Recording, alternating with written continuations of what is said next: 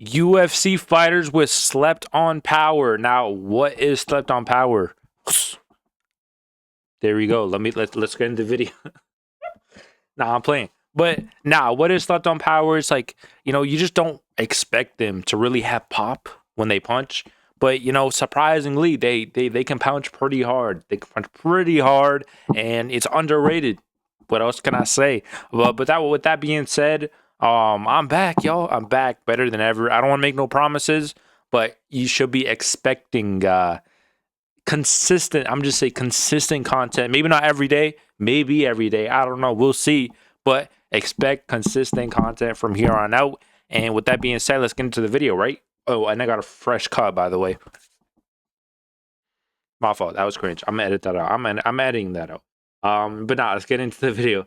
First off, starting with the flyweight division. I'm not doing every division, but let's just start off with the flyweight division. I'm gonna go with the guy who is contending for the title next weekend, or I guess the weekend after, May 9th. Tatsuro Taira. I think Tatsuro Taira has very, very slept on power. Obviously, we know his striking is definitely not as good as grappling. It's kind of catching up to the grappling a bit, not really. But his striking is not the best. We know that. But every single fight, it is improving. Like, he does look way comfortable on the feet every single fight. The technique is there. And I think his power is genuinely underrated. Like, when he fought, who was his name? I think his name was Jung Hong Park, I'm pretty sure. Like 2 fights ago. Bro, he dropped him in a round and then submitted him, boom, easily with a right hand down the middle. He has, even in his, like, the beginning of his UFC career, but he's always had pop. Like, he's always had pop. Like, his striking's not the best. His striking defense is definitely not the best. But you always have to be wary of the big shot. And the reason I'm talking about Tatsuro Taira is because he's fighting Joshua Van for the flyweight championship belt. You know what I mean? And Van, let's be honest, he's kind of chinny. Like, he does have his past fights, maybe not his last couple, but he do be getting dropped. Like, he has a thing of getting dropped every single fight. Maybe not recently, but it's still there. You know what I mean? I feel like Taira, if Joshua Van, he's too comfortable on the feet, I feel like that shot's kind of there. He could drop Joshua Van, drop him, maybe knock him out, maybe, I don't know. I just feel like Tatsuro Taira has very underrated power. I'm being real. Slept on, and definitely, indeed. Moving on to the next person, I went with Movsar Evloev. You know what I mean? He's coming off a pretty controversial win. Whether you think he won or you think he lost, you have to give it to him. His power is actually, like, a lot of people flame him for having no finishes, no knockdowns, whatever. But his power is kind of good. Like, let's be real. Like, he was kind of rocking Lerone Murphy a couple times. You know what I mean? And even his last couple of fights, like his past fights, the Arnold Allen fight, he rocked Arnold Allen.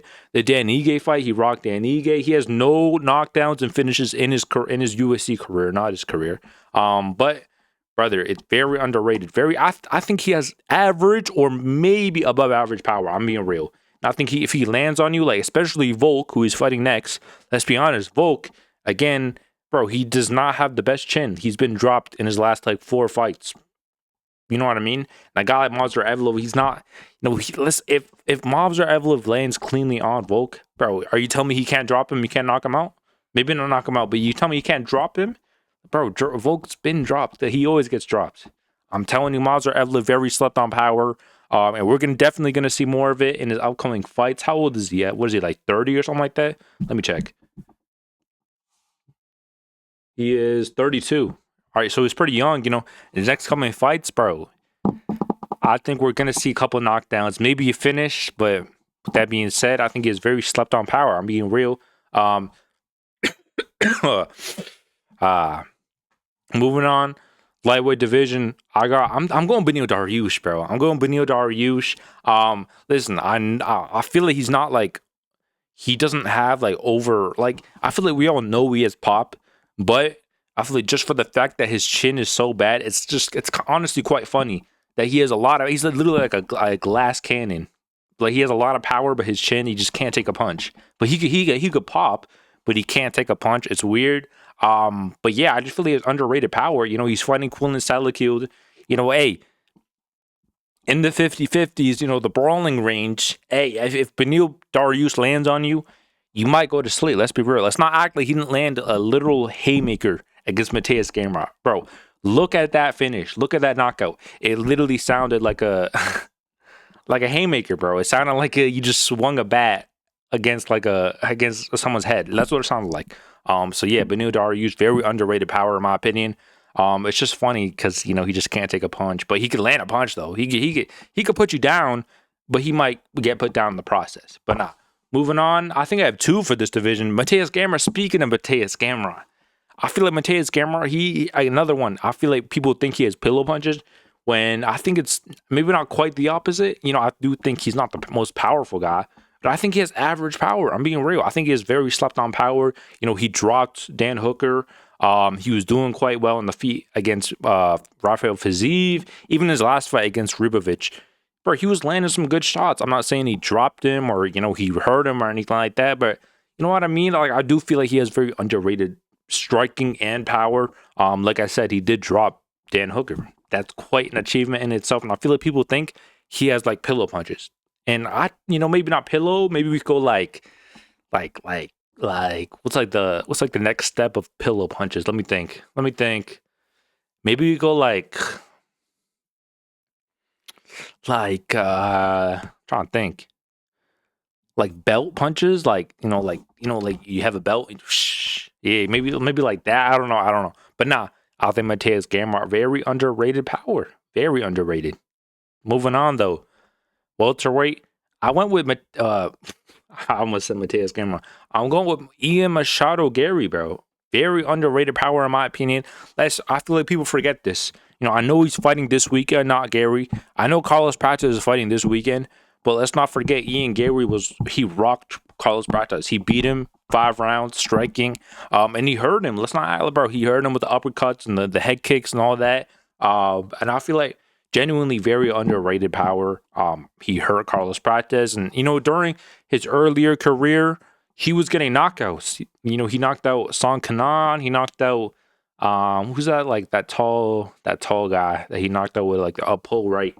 I forgot his name, but he be getting knocked. He knocked out Daniel Rodriguez. Like, this thing, he has underrated power, and I feel like similar to Mateus Gamrot, I feel like people think he has like pillow punches. Not really. I don't see it as much as Mateus Gamrot, if I'm being real. But I don't know. I feel like people don't give him the credit he deserves in the power department. You know what I mean. But nah, like I've seen people be like, "Oh, he's vegan. He lost all his muscle and his power." It seems like it's still there to me. He did rock Carlos Prates, the first one to do it, by the way, in the UFC. So yeah, with that being said, very underrated, slept on power by Ian Machado Gary, and he's fighting Islam next. I'm pretty sure. I don't know actually. And you know, I'm not gonna say he's gonna finish, you know, Makachev, but you know, hey, the power's there. The power is there. And he's tall and he's lanky, and yeah, that's kind of all right. Let's move on. Another person fighting this weekend. Not this weekend. Next weekend.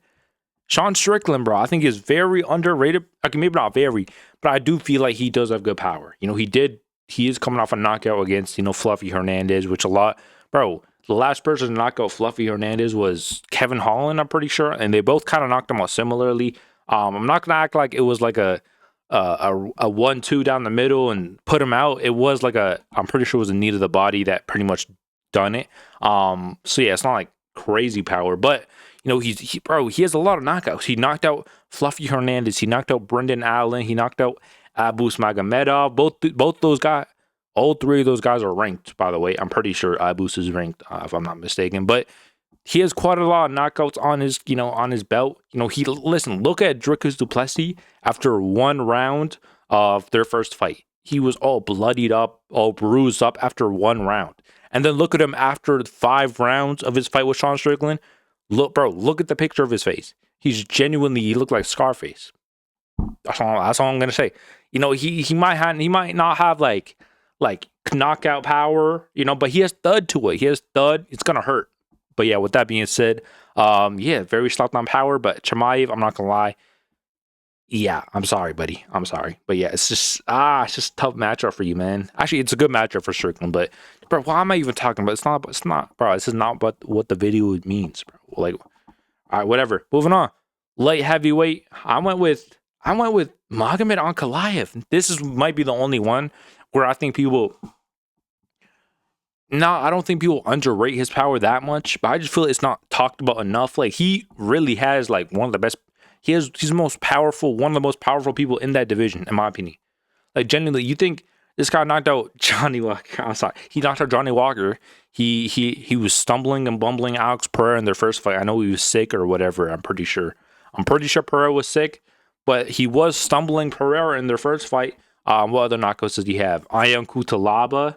I'm pretty sure he hurt Alexander Rakic. What else? I'm trying to think. Okay, maybe that's all. But I'm just saying, it's not really about the finishes he has, but you can see in his punches that he lands on Johnny Walker and Ion Kutalaba. He has precision, and bro, when he has precision, he can knock out anyone in the division, in my opinion. I think they're gonna do him versus Yuri next for the interim belt or something like that. Maybe him versus Paulo Costa. And I'm not gonna lie, I can see a finish. I can see a knockout from Magomed Ankalaev. Very underrated indeed in the power department as well. With that being said, significantly speaking, what other big words do I know? I don't know. But now moving on though, heavyweight. Listen, you try to guess who it is. I'm just slowly Shamil Gaziev. Shamil Gaziev. He's fighting Perisic this weekend. It's gonna be a tough fight for him. I'm being real, but he has underrated power. Like, genuinely underrated power in my opinion. The most in the division. I know it's heavyweight, so everyone has power, but I feel like Shamil. The memes about him. Shamil, the meal Gaziev. Shamil likes Shamil Gaziev. You know what I mean? The memes about him, whatever.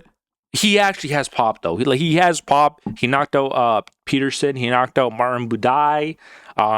He had a pretty good performance against Jairzinho. Okay, maybe not a good performance, but he had a performance against Jairzinho. All right, what am I saying, bro? But nah, I feel like genuinely he's one of those fighters where he likes to brawl a bit. He does like to brawl, and I feel like that kind of does against him, especially his last fight against, Cortez Acosta. Waldo, he did get knocked out, I'm not gonna lie. But he was throwing some big punches. I feel like if those punches landed on Waldo, he probably could have put Waldo out. Let's be real. He's fighting Perisic this weekend. Do I pick him? You'll see this tomorrow, actually. I'm gonna put my predictions tomorrow. But with that being said, underrated power, just absolute legend, bro. Absolute legend. Man, absolute legend. All right, now, with that being said, I'm not gonna lie, bro. I feel like I'm so rusty in making videos where I feel like that might have been my worst video yet. I don't think I got any of my points across. But with that being said, I'll be back tomorrow. Yup, and see ya.